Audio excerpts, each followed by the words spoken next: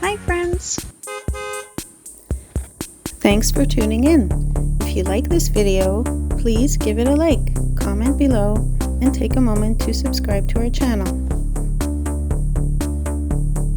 Welcome to Christina Lake, a beautiful little community tucked into the southern interior of British Columbia, just a few kilometers from the US border.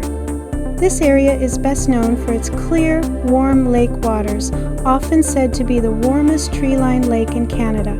People have been coming here to swim, boat, and relax for generations.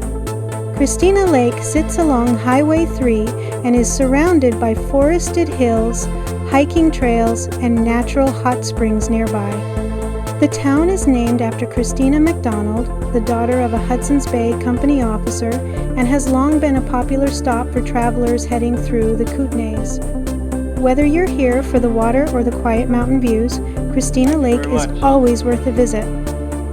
Thank you for joining us on this tour of Christina Lake, British Columbia.